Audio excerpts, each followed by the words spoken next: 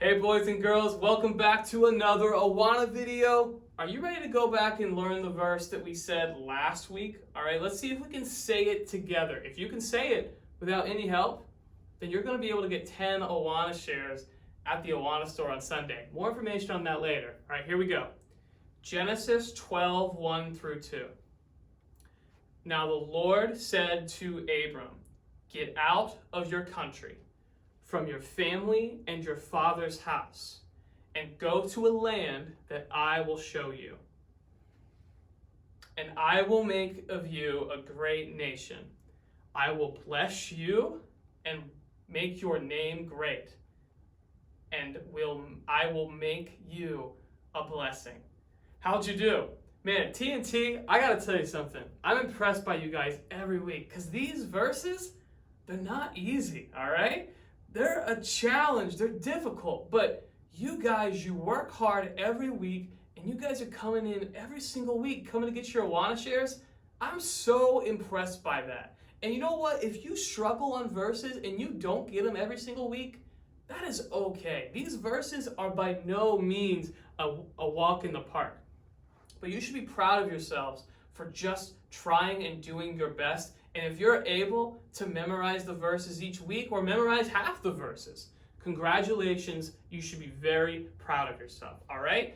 So what are the different ways that you can earn Awana shares? Well, it's by saying a new verse every week, by memorizing constantly, but also by going back and saying old verses, right? So verses that you learned a week ago, 2 weeks ago, a month ago, you get an Awana share for every verse that you re-recite to your parents. So that's easy. And then you also have that gold extra credit section in your book. By saying one of those verses every week, by memorizing one of those, that's another extra Awana share for every gold extra credit verse you learn. I mean, you can rack up Awana shares so fast, but there's also one other really special way, and frankly, really easy way you can get one extra Awana share every week. Do you remember what it is? It involves wearing something on your feet.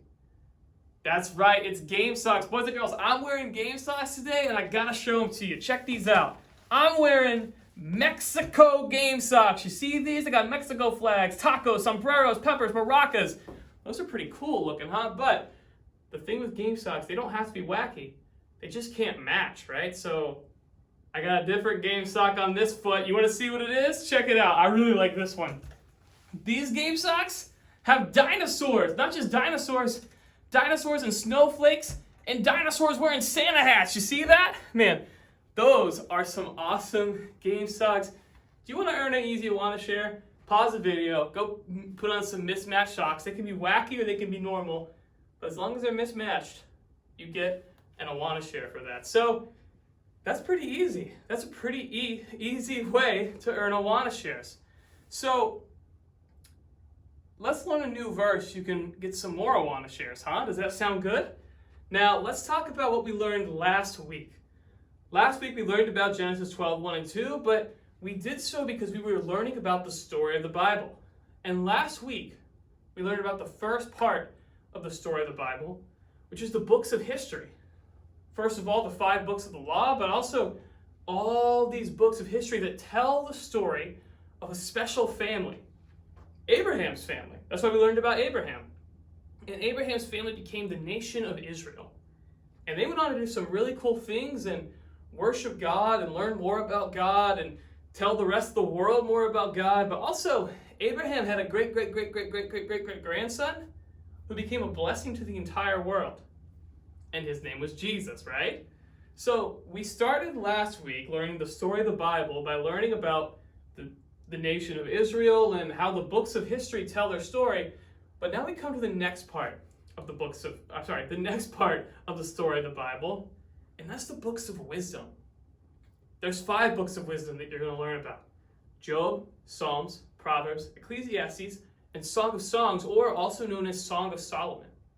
And boys and girls, you are slowly learning every book of the Bible. You started with Genesis, and I think you went through Ezra last week, and now you're going to learn even more. So, as you keep adding to that long list of books, you are getting to know the entire story of the Bible that way. Now, the books of wisdom, they're really special, but they teach us the difference between wise people and fools. And they also teach us what wisdom is. So let's learn this verse real quick, shall we? Let me grab these markers because I'm going to need them. Proverbs 1:7.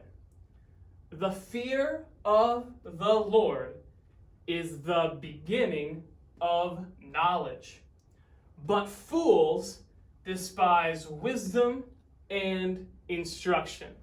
Boys and girls, I got a question for you. What's the difference between knowledge and wisdom?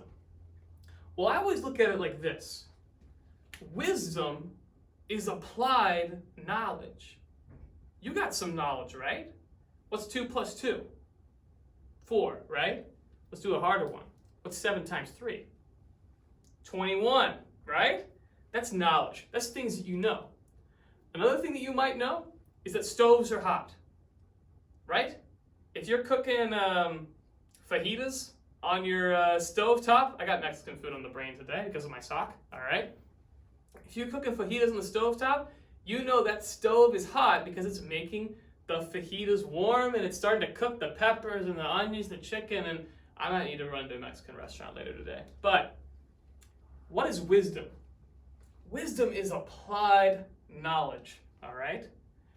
Wisdom is knowing that the stove is hot, and for that reason, I'm not going to touch the stove with my bare hand. Right? That's applied knowledge. That's knowing something and then acting in a way because you know the thing that you know. But there's this thing called a fool. Oh, wrong marker. There's this thing called a fool.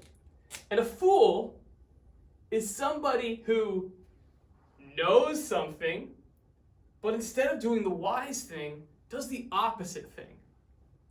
So a fool would be somebody who sees that the stove is hot, and then they take their hand and they touch the stove anyways, knowing full well that it's going to burn their hand.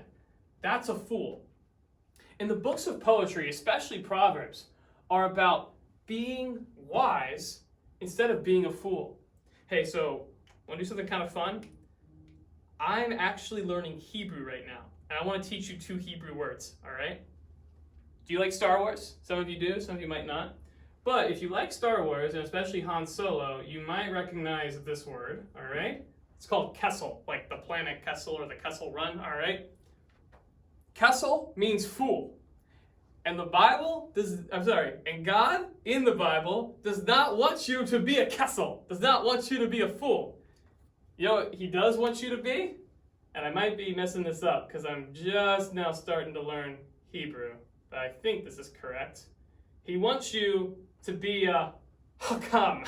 Say hakam. A hakam is a wise one, or hakama is wisdom, all right?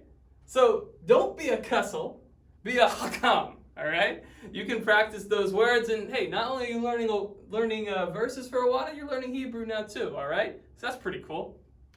Boys and girls, the stove is a great example. Don't go putting your hand on the stove because you know that it's hot. If you know something's going to hurt you and you do it anyways, you're a fool, you're a kessel. But if you know that something's going to hurt you and you avoid it and you do the right thing, then you're being wise, you're being hakam, all right? Now, here's the thing. The stove is a really cute example, but the fear of the Lord, the fear of God, which, as we learned last week, Lord, when it's in all capital letters, that's actually what? Yahweh. Good job if you got that right. All right. The fear of the Lord, that's the beginning of knowledge and the beginning of wisdom. Boys and girls, sin is far worse than any hot stovetop. And you know what sin is. You know what's wrong. And you also know that sin is going to hurt you. It's going to lead you further and further away from God. So if you know that and you continually sin anyways, what does that make you? It makes you a fool or a kessel. But if you know that sin is going to harm you, that it's going to take you further away from God, and you avoid it, and you do what God loves, and you try to do things that please God, what does that make you? it makes you a wise one, or hakam, right? So, boys and girls, I hope that helps you as you study this verse this week. Also, I hope you enjoyed learning 2 new Hebrew words. That's pretty fun. That's something that most 3rd through 6th graders don't get to do, all right? And also, if you're a Hebrew scholar and you're watching this, I apologize for butchering pronunciations, all right? Hope you have a great week. Oh, I need to let you know about one more thing. I apologize. A lot of you guys enjoy coming to the Awana store every Sunday night. As you already know probably, we are not doing outdoor services through a while. It's going to be cold outside and dark outside starting this Sunday. So rather than meet outside, we are going to be moving the Awana store to Sunday mornings. Now there's a lot of things we're working on for Sunday mornings, and we hope to give you guys a very structured plan very soon. But in the meantime, I just want to let you know that starting this Sunday, November 1st, if you would like to buy something at the Awana store, or you'd like to earn your Awana shares at the Awana store, come in on Sunday morning after the Sunday service between roughly 11 and 11:30, and at the end of the hallway, we will have the Awana store set up for you to grab your Awana shares and buy something if you would like to at the store. All of these plans are still being developed for what we're going to do with Sunday mornings for the time being, so stick around for updates. In the meantime, if you have any questions, feel free to email me. My email is pastorcharles@nebible.org. All right?